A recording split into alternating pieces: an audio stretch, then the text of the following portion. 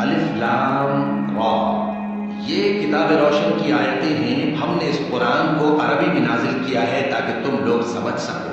اے پیغمبر، ہم اس قرآن کے ذریعے سے جو ہم نے تمہاری طرف بھیجا ہے تمہیں ایک نہایت اچھا قصہ سناتے ہیں، اور تم اس سے پہلے بے خبر تھے۔ جب یوسف نے اپنے والد سے کہا کہ ابا، میں نے خواب میں 11 ستاروں اور سورج اور چاند کو دیکھا ہے، دیکھتا کیا ہوں کہ وہ مجھے سجدہ کر رہی ہیں۔ انہوں نے کہا کہ بیٹا، اپنے خواب کا ذکر اپنے بھائیوں سے نہ کرنا، نہیں تو وہ تمہارے حق میں کوئی چال چلیں گے۔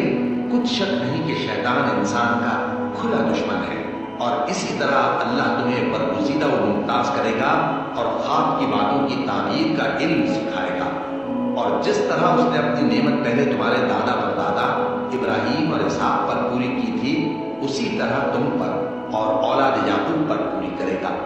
بے شک تمہارا پروردگار سب کچھ جاننے والا ہے، حکمت والا ہے۔ ہاں، یوسف اور ان کے بھائیوں کے قصے میں پوچھنے والوں کے لیے بہت سی نشانیاں ہیں۔ جب انہوں نے آپس میں تذکرہ کیا کہ یوسف اور اس کا بھائی ابا کو ہم سے زیادہ پیارے ہیں، حالانکہ ہم جماعت کی جماعت ہیں، کچھ شک نہیں کہ ابا کھلی غلطی پر ہیں۔ یوسف کو یا تو جان سے مار ڈالو یا کسی ملک پر پھینکاؤ، پھر ابا کی توجہ صرف تمہاری طرف ہو جائے گی، اور اس کے بعد تم نیک لوگوں میں ہو جاؤ گے۔ ان میں سے ایک کہنے والے نے کہا کہ یوسف کو جان سے نہ مارو، کسی اندھے کنویں میں ڈال دو کہ کوئی راہگیر اسے نکال کر کسی دوسرے ملک میں لے جائے گا۔ اگر تم کو کرنا ہی ہے تو یوں کرو۔ یہ مشورہ کر کے وہ اپنے والد سے کہنے لگے کہ ابا جان، کیا سبب ہے کہ آپ یوسف کے بارے میں ہمارا اعتبار نہیں کرتے، حالانکہ ہم اس کے خیر خواہ ہیں؟ کل اسے ہمارے ساتھ بھیج دیجئے کہ خوب میوے کھائے اور کھیلے کودے، ہم اس کے نگہبان ہیں۔ انہوں نے کہا کہ یہ امر مجھے غمناک کیے دیتا ہے کہ تم اسے لے جاؤ، یعنی وہ مجھ سے جدا ہو جائے، اور مجھے یہ بھی خوف ہے کہ تم کھیل میں اس سے غافل ہو جاؤ اور اسے بھیڑیا کھا جائے۔ وہ کہنے لگے کہ اگر ہماری موجودگی میں کہ ہم ایک طاقتور جماعت ہے اسے بھیڑیا کھا گیا تو ہم بڑے نقصان میں پڑ گئے۔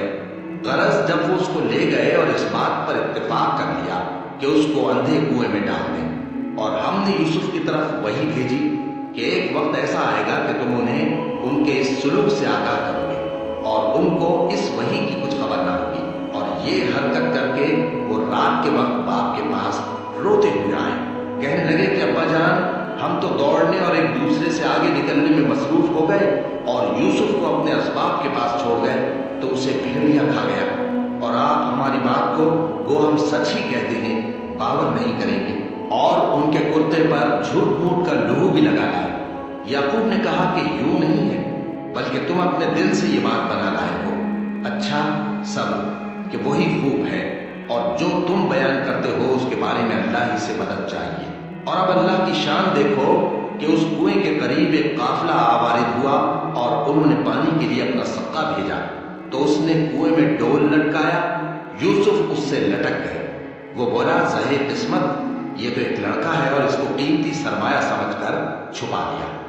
اور جو کچھ وہ کرتے تھے اللہ کو خوب معلوم تھا، اور انہوں نے اس کو تھوڑی سی قیمت یعنی معدود چند درہموں پر بیچ ڈالا، اور وہ اس سے بیزار ہو رہے تھے۔